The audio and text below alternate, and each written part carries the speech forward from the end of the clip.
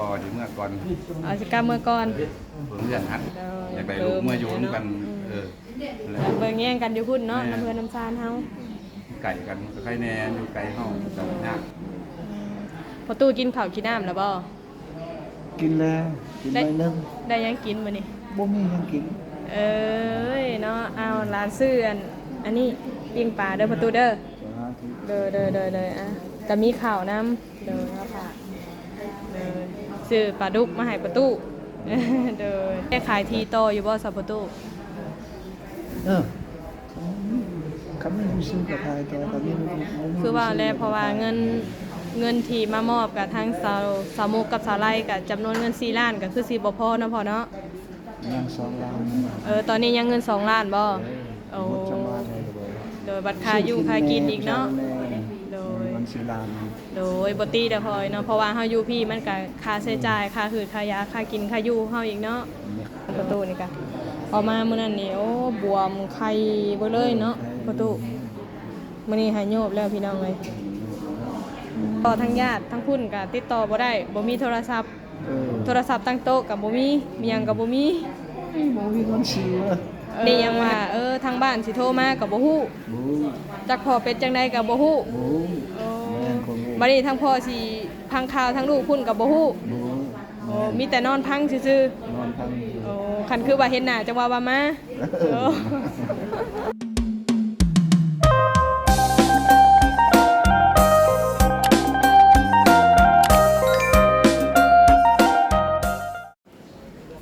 กราบทักทายสบายดีสวัสดีพ่อแม่พี่น้องเนาะเดี๋ยวสบายดีเด้อทางพ่อมาแต่ทางใด ที่นั่งอยู่นอก นั่งอยู่เนาะ ดูอาการอยู่นอก โอ้เป็นยังไง เก่ากันเนาะ ลูกก็ดีขึ้นก็มีแห้งแน่แล้วแหละบัดนี้ มีแฮงแต่ว่ายังบ่ทันหูมือออกเนาะ ย่างลูกมันดีขึ้นบ่สิเมื่อก่อน เอาสิกลับเมื่อก่อน เพิ่นฮัดยาฮัดหยังก่อน คันว่าสิเมื่อก็ถามเบิ่งแพทย์เบิ่งหมอรายละเอียดจับเจือเด้อ คนแรก เจ้าน้อยเพิ่นว่ายันว่าอ้าวจักว่าสิออกไว้ปานนี้พ่อก็สิถามมาพร้อมกันแล้วว่าเอาอีกแล้วเนาะ อยู่เด้อเนาะ เด้อบัดนี้หันทางพ่อนี่สิกลับก่อนกลับมื้อใดล่ะบัดนี้ นั่งพังเบิ่งคนแปลปัจจุบันยังจะมือ อีกจักมื้อเนาะคันคือว่ายังหลายมื้อทางพ่อนี่สิได้กลับก่อน แม่ เพราะว่าทางพุ่นก็มีเวียกมีงานเนาะ แม่มีแต่แม่อยู่กับบ่มีไปเฮ็ดหยัง โดยกับบตี้แหละเนาะพอเนาะว่าเวียกงานก็คือว่าคันแรกคันคือว่านั่นก็โทรถามไทยเอาเนาะกับพี่น้อง YouTube แต่ว่าลูก เดี๋ยวว่านี่ก็มาเยี่ยมมายามหลายคนอยู่เด้ แต่ว่าลูกสบายขึ้นอาการลูกสดชื่นขึ้นแน่แล้วก็เป็นหยังอยู่กับคนคือสิได้นะ ค่าสายเลือดเนาะปฏิบัติแล้วก็มามื้อนั้นเพิ่นก็ยังมีอาการซึมๆเงาๆแน่เพราะว่า เกือบเป็นชิงห่อนพอกำอยู่ เป็นไข่น้ำเนาะแต่ถือว่ามื้อนี้หันก็ถือว่าเบิ่งสังเกตอาการในการดีขึ้นหลายแล้วเนาะพอเนาะ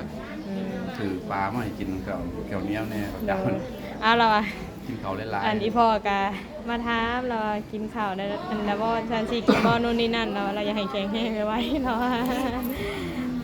มันอยากเวียกต้องเลือดอยากได้ลูกเมื่ออยู่นำกันแล้ว เบิ่งแย่งกันอยู่พุ่นเนาะน้ำเพื่อนน้ำซานเฮา ไก่กันก็ใครแน่อยู่ไกลเฮากับยากใส่ตาใส่ใจขึ้นมาอีกกับขึ้นกับว่าบ่มีเงิน แม่นพอไปกลับกะแม่นค่ารถ 2-3 แสนพุ่นบ่เนาะเพื่อไปกลับ ได้กินยาเฮาพุ่น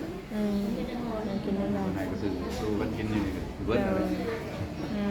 ซื้อนั่นซื้อนี่ กับบ่ตีแล้วของใส่ใจเนาะ อยู่2คนก็สิเบาแน่ เลย พอมาเพิ่มอีกนักคือดี กินอยู่นำกันเนาะ หลายคนเนาะก็ยังดีที่ว่าหลายคนมายืนนะเนาะผู้ใดมาเยี่ยมมายามกับผู้นั้นผู้นี้ เพิ่นผู้นี้ให้แน่บ่ได้เบาไว้นำเดี๋ยวมันแจกของแจกก็มี โอ้เพิ่นมาแจกน้ำอยู่บ่ แจกอยู่ โอ้เพิ่นแจกเป็นกับข้าวบ่ เป็นพวกก๋วยเตี๋ยวเป็นพวกนี่แหละ โอ้ขายอยู่ซั่นเนาะ ทางหมอปกติ แบบผู้เพิ่นมีแบบว่าแบบผู้เพิ่นที่แบบว่ามีใจกุศลหั่นแหละเนาะที่จะแจกให้แบบบางคนก็แบบบ่มีหั่นนะ มันว่าอยู่กับเจ้าแกงมันว่า โอ้ แจกปลากระป๋อง โอ้ดีแล้วซั่นเนาะก็ยังดีเนาะเพิ่นแจกทุกมื้อบ่ บ่เป็นบางมื้อ โอ้แล้วแต่บางมื้อเนาะ โดย ก็มือเสียมือหนึงก็เฮาก็เบาไปทับหนึงนะ แม่น ก็บ่ได้ซื้อเนาะ แม่ โดย ยังดีว่าเพิ่นมาหลอกให้ เอ เรา อ กิน มา นะ คน อันนี้ค่ะมีแต่ทางพอกินข้าวเที่ยงเด้อนี่ทางอันนะเพิ่นทางสาวไร่เพิ่นซื้อตำบักทั่วมาให้อย่ามันคล้ายเครื่องในปลาโดนลาย ได้มาได้ก็ได้กินหลายมื้อดู เออ 2-3มื้อ เลย ก็ยังพอเบาไว้อีก คือข้าวน่ะก็สิกรุบแล้วมื้อนี้ แม่ ตอนแรงมื้ออื่นบัดป้าไว้หลายมื้อมันก็สิบ่เป็นกินอีกนะข้าวมันแข็งพี่น้องเอ้ยแต่กินได้มื้อต่อมื้อภาษาเดียวเข้าไปเบิ่งอาการอันทั้งพอตู้นั่นก่อนอันพอตู้อันจักซื้อน่ะจะจื้อเราอยู่บ่ ข่อยก็ว่าสิพามาอยู่ เราบอกอยู่หาตะวันลืมทางประตูเราจะเครียดน้ำเดียวกับน้องแต่ประตูเราสินะกวนน้องแต่นะอันที่ว่าเราใส่เล็กอันนี้เด้อป้ามีแต่ขับไปเยี่ยมอาการเบิ่งประตูก่อนเด้อทางพ่อน้องสบายดีเด้อพ่อเด้อเด้ออ่ะเปิดภาพขึ้นมาพี่น้องเอ้ยมาหาพ่อโดยพ่อสบายดีเด้อโดยใช้ทางเอื้อยเพิ่นไปทางไหนซะ ไปเอาน้ำพอประตูจะอาบนะ ฮะ ไปเอาน้ ไปเอาน้ำอาบ ำอาบนี่พอทู โอ้ โต โอ้เซ็ตกระโต โดยโอเคขอตู้เอารู้สึกว่ามันแวบลงเลยเด้เนาะ โดย เพราะว่ามาเมื่อนั้นหาแบบว่าตีนอีหยังนี่ประตูนี่ไข่เลยเนาะ เลย ก็ได้เงินลูกแล้ว เออ บุญคุณเงินลูก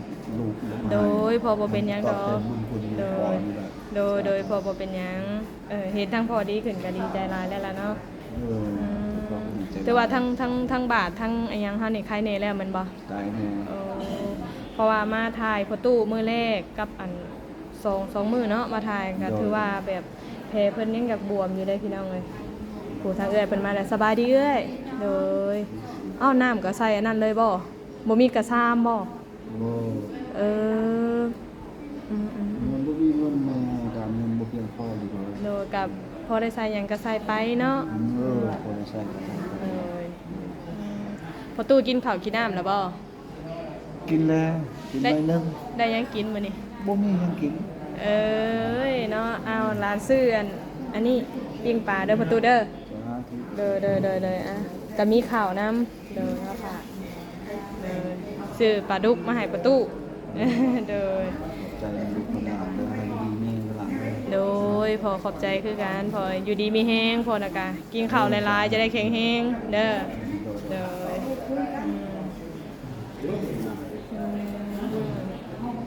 ประตูของหมู่บ้านยังลูกบ่เห็นมาเด้อลูกก็ใส่ของบ่เห็นมา คลองอยู่บ่ เออ โดยเมื่อวานนี่ลูกบ่ได้มาพอดียากเวียกอยู่เฮือนแน่เลยก็บ่ได้มาเมื่อวานนี่เนาะเด้อก็คลองอยู่เป็นบ่ นี่เห็นลูกนี่เห็นลูกนี่ก็ดีใจกันนะเลย เด้อเอาถือว่ามามื้อนี้ก็เห็นนั่นทางพ่อแบบว่าดีขึ้นเนาะทางลูกก็ดีใจเด้ออืมบัดนี้หันแต่ยังบ่ทันฮู้บ่พอว่ามือกลับบ้านมื้อใดบัดนี้ ยังบ่ทันรู้คนลูกก็ยังบ่ทันได้มากับบ้าน โอ้บัดนี้หันได้โทรบอกลูกอยู่บ่ว่าทางพ่อนี่ได้การช่วยเหลือเบื้องต้นได้เงินเท่านั้นเท่านี้ได้ส่งบอกลูกอยู่บ่ พอก็เป็นดินธนศัพท์อยู่ โอ้บ่มีโทรศัพท์เลยเนาะ ธนศัพท์เลยเอาซอง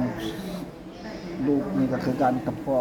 ประตูนี่ไปเล่นโทรศัพท์กับลูกตัวนั้นมาได้เขาเล่นตลอด โอ้ มันเป็นเล่นพี่น้อง บ่อืมบัดนี้พัด กันเข้ามาแล้วบอกเขา โดย การช่วยเหลือมันเป็นเงินเป็นคำเท่านั้นเท่านี้หรือว่าเขาช่วยเหลือ โดยพอนั่นแหละกะอันส่วนหน่อยก็ได้ซอยเบื้องต้นเนาะพี่น้องเนาะกะยันว่าพอบรรเทาไปยันว่าทางคุณกะเพิ่นก็คือว่าแหละขายที่ขายทางเพื่อสิได้เนาะวันนี้ยังสิได้ขายที่ต่ออยู่บ่สัปปะตู คำนี้มีชื่อกับใครต่อคำนี้ คือว่าแล้วเพราะว่าเงินที่มามอบกับทางสาวมุกกับสาวไร่กับจำนวนเงิน4ล้านก็คือสิบ่พอเนาะพอเนาะ ยัง2 ล้าน ตอนนี้ยังเงิน2ล้านบ่โอ้ หมดจังหวัดเลย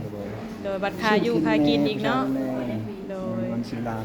โดยบ่ตีแต่พอยเนาะเพราะว่าเฮาอยู่พี่มันก็ค่าใช้จ่ายค่าหืดค่ายาค่ากินค่าอยู่เฮาอีกเนาะโดย ก็คือปัจจุบันนี่ก็ยังบ่ทันฮู้ว่ามื้อใดสิได้ออกจากห้องหมอเนาะพ่อเนาะ อันเงินที่ซอยมานี่ก็บรรเทาเบื้องต้นพี่น้องเลยแต่ว่าทางพอตู้นี่ก็ยังรอข่าวจากลูกสาวทางพุ่นอยู่เนาะเพราะว่าอาการทางพอตู้กันนี่แหละพี่น้องเลยก็ยังใส่เล็กอยู่เล็กนี่เพิ่นสิใส่โดนไปได้สาวพอตู้ยังบ่ฮู้บ่ ยังบ่ฮู้เขาบ่ได้บอก โอ้มีแต่ว่ามันดีขึ้นเพิ่นเลยเนาะมันดีขึ้นหลายแล้วจังค่อยเอาออก จากมือเราทำสิเอาออกมันบ่ได้รู้ เลยแต่พอบ่ได้มีอาการปวดอาการหยังบ่ บ่ธรรมดา อืมกินข้าวกินหยังแซ่บอยู่บ่ซะบ่ เซฟ แซ่บอยู่เนาะใครมีสัก กันมีของกินนะมันมีคันอันมีอาหารนะกินได้แต่มีอาหารกินต่อเขา เดี๋ยวมันกับ มันก็บ่ คือว่า เข้า มันกับบ่ปานใดเนาะ อ๋อ มีแต่ว่าใครอยู่ดอกพลอยเศร้าอยู่ดอกเนาะ แม่ผมรู้ว่า เลยพอตอนนี้ก็เพิ่นบอกเบื้องต้นว่าเพิ่นให้อยู่จักประมาณจักมื้อเฉพาะตะกี้ฮอดบ่เดือนหนึงเพิ่นให้พักฟื้นโตนี่ทางแพทย์ทางหมอเพิ่นบอก ตั้งแต่ไปหมอพอเนาะ โดย เที่ยวกันได้หาเดือนนึงครับ ประมาณเดือนหนึงเนาะ ประมาณนั้น ที่พอลงมาอยู่พี่ได้จักมื้อได้ซะฮอดแล้วบ่2 อาทิตย์ ซอสติดป้ายเลยบัดนี้ โอ้ขัด2 อาทิตย์ไปก็20กว่ามื้อแล้วสิเข้าเดือนแล้วเนาะ 21วันมื้อนี้ล่ะ21มื้อนี้ 21มื้อนี้โอ้ก็สิฮอดเดือนแล้วเนาะ ก็มีเดือน ยกแขกยกหยังก็ยกได้อยู่บ่พ่อ ได้ โอ้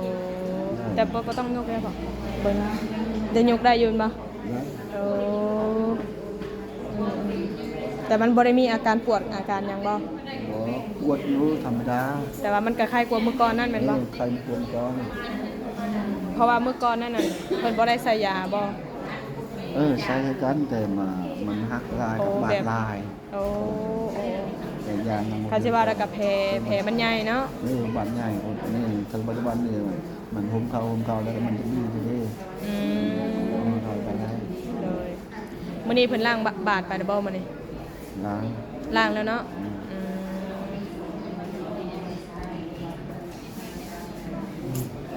คือสิเศร้าไว้ดอกพี่น้องเอ้ยเนาะคือสิแข็งแรงไว้ดอกทางประตูนี่ก็ออกมามื้อนั้นนี่โอ้บวมไข้เบ่เลยเนาะประตูมื้อนี้หายโยบแล้วพี่น้องเอ้ย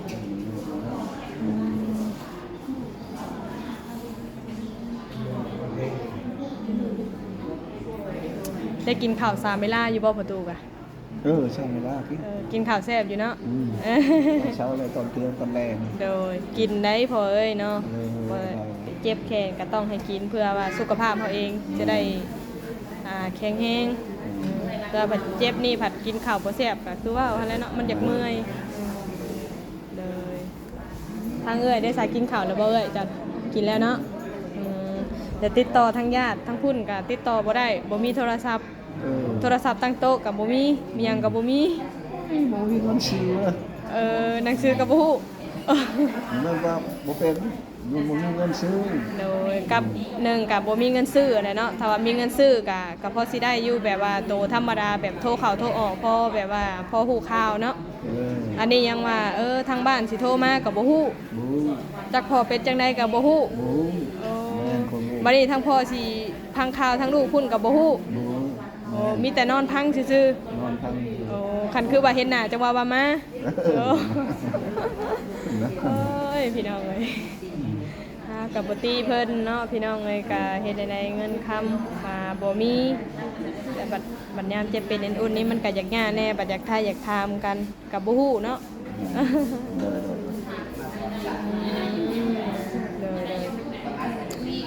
มีแต่ว่าลูกมามื้อนี้ก็มาเป็นกำลังใจให้เด้อให้ดีให้เศร้าไว้ๆเพิ่นเด้อเด้อ มาเยี่ยมมาหาคือเก่าอะไรเนาะคันคือว่าลูกได้ลงมาลูกก็สิเข้ามาอยู่มาเยี่ยมพ่อตู่ถ้ามื้อใดบ่ได้ลงมาก็คือว่าอะไรเด้อดีใจว่าเห็นหน้าลูกมานี่ บูดีใจแล้ว ดีใจเด้อคือว่าอะไรแบบเอามาอยู่พี่ก็มันก็ญาติพี่น้องเนาะพ่อเนาะมันก็บ่เห็นไผเห็นแต่หน้าลูกเนาะ กันคือว่าอยู่ใกล้อยู่หยังยังว่าญาติพี่น้องเพิ่นมาหามาแวะเนาะอันนี้ก็บ่มีพี่น้องเลยคือว่าแล้วกันเห็นมาเยี่ยมมาหาเฮาก็ดีใจเนาะผู้เฮาเป็นผู้พี่น้องเลยเดี๋ยวก็เศร้าพอเตยเลยคือตอนนี้ก็อาการดีขึ้นหลายแล้วเนาะพี่น้องเนาะตอนนี้ก็เหลือเงิน2 ล้านบัดนี้จ่ายไปเมื่อวานนี้เบิดเท่าใดสัพพตุเช้านี้บ่ โดยมื้อเช้านี้ได้จ่ายไปแล้วบ่มื้อเช้านี่จ่ายเลยซื้อยาเลย โอ้จ่ายเท่าใดมื้อเช้านี่300,000ป้าย350,000คือว่าแหละแต่ละมื้อนี่มันก็เบิด 3-4 แสนเนาะ 4-5 แสนอิงตามยาเพิ่นให้เฮาคือกันเนาะประตูเนาะอิงตามยาเขาให้ไล่กันเขาเพิ่มเงินให้ไล่กันเงินกันเนาะบัดนี้ถ้าสมมุติว่าคือเงินที่ลูกเอามามอบเหลือเงิน2 ล้านนี่ถ้าสมมุติว่าทางลูกพูดยังบ่ทันมาถ้าว่าแต่ว่าทางพี่เบิดค่าใช้จ่ายได้สิเฮ็ดได้เฉพาะก็มีแต่เซ็นไว้คือเก่าโอ้เซ็นไว้คือเก่าแล้วก็มีแต่รอทางลูกผู้นั้นมาโอ้เพราะว่าคือว่าแหละเฮาสิออกเฮาก็ออกบ่ได้เนาะยันเพิ่นเป็นห่วงเรื่องบาดแผลแต่เพิ่นยันแผลติดเชื้อออกไปก็แบบวิธีล้างบาดล้างแผลมันต้องได้ล้างทุกมื้อเนาะเฮาต้องอยู่กับการแพทย์ถ้าเฮาไปเฮาบ่ฮู้เป็นเฮ็ดอีหยังบาดแผลติดเชื้อมาพัดแห้งหนักขึ้นอีกแห้งยากขึ้นอีกเนาะเฮาก็มีแต่ว่าสู้ไปเนาะประตูเนาะอย่างน้อยก็ยังดีที่ว่ามีผู้รักผู้ใหญ่เพิ่นช่วยเบื้องต้นเนาะพอได้ต่อหืดต่อยาทั้งประตูพี่น้องเลยตอนนี้ก็รอข่าวทั้งลูกสาวอยู่ตอนนี้กันเนาะเพราะว่าสิได้ออกกันยังบ่ฮู้ว่ามื้อใดพี่น้องเลยเดี๋ยวก็มีแต่ว่ารอข่าวทั้งลูกสาวตอนนี้แต่ว่าเงินมามอบก็พอได้ใช้จ่ายเบื้องต้นเพราะว่านี่ก็คันว่าใช้จ่ายมื้อละ 3-4 แสน 4-5 แสนนี่ก็บ่พอฮอด3 มื้อเนาะประตูเนาะเงินที่ยังเหลือเพราะว่าค่าอยู่ค่ากินอีกทุกคนเลยมันก็คือว่าหั่นแหละมันก็มีแต่เงินกับเงินมีแต่ว่าสู้ไปประตูเอ้ยเนาะกะ FC ผู้ใหญ่ที่เพิ่นเบิ่งน่ะกะเพิ่นก็โอ้เห็นกะดูตนประตูโดย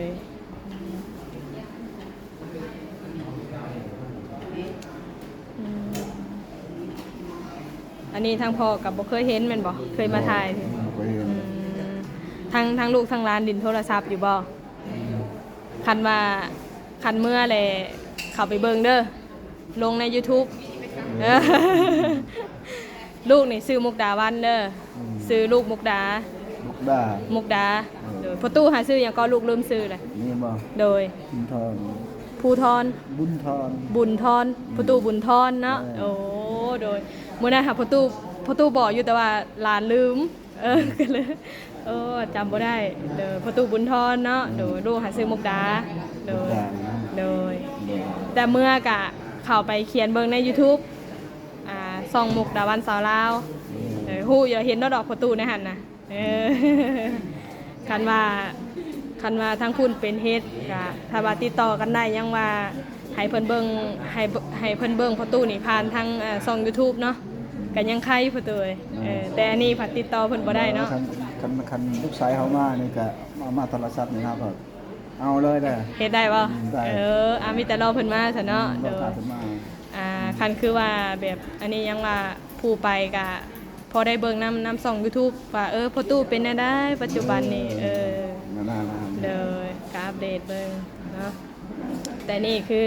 ทางพูดเพิ่นก็บ่เป็นเฮ็ดเนาะเพราะเพิ่นบ่ฮู้จักชื่อช่องลูกกับมันก็บ่เห็นเด้อมีแต่ว่าจังซั่นน่ะเด้อพ่อตู้เด้อมีแต่ว่าให้ดีให้เศร้าให้ไวเด้อแข็งแรงไวๆเด้อผู้ใดมีแต่ทางลูกก็มามื้อนี้ก็บ่ได้อยู่ค้ามดอกเพราะว่าพาน้ำเวียกก็จะน้อยก็สิได้กลับแล้วมีแต่ว่าทางลูกก็สิได้ปิดคลิปเพียงส่ำนี้เนาะมีแต่ว่าผู้ใดมื้อหน้าคันลูกได้มาก็สิมาเยี่ยมมาหาใหม่เด้อโดยแข็งแรงสู้ๆเด้อทางลูกก็ให้ดีมีแรงเด้อโดยขอบใจหลายๆพ่อตู้คือกันโดยสู้ๆเนาะโดยสบายดีเด้อพ่อตู้เด้อโดยสบายดีโดยทางเฮาก็สิได้กลับมาเด้อค่ะดูแลเบิ่งประตูโดยสบายดีเนาะพอดีผ่านมาทางประตูเพิ่นก็เตียงใกล้ๆกันมันยังคือยืดหูยืดตาบัด เป็นจังได๋ล่ะมื้อนี้ได้โทรหาพ่อเฒ่าอยู่บ่ โทษนะยา เพิ่นสิได้มาอยู่บ่ลูก โดนคนใต้ รถเพิ่นตายโอ้อันนี้คือมาบ่ได้มื้อนี้ทางพ่อเฒ่านั่นมีเงินอยู่บ่ซะเจ้าได้เอาเงินไว้ให้เพิ่นอยู่บ่หั่น ตอนเพื่อนนะน้องหายช่องเดือนนะเจอทั้งวิทย์น้องซิปคนเราไม่ใช่ยัสมาเดือนที่สองเราหายช่องแสน เอาให้200,000 แล้วเพื่อนกับไม่ทำเอาบอกแล้วเพื่อนกับจังก็ไปบอกว่า เฮาก็บ่ให้เจ้าซาเพิ่นเด้อล่ะเด้อเพราะว่าเพิ่นเป็นคนอันนั้นเพราะว่าเพิ่นอาจจะมีเวียกจำเป็นเพิ่นก็คือฮู้แหละถ้าว่า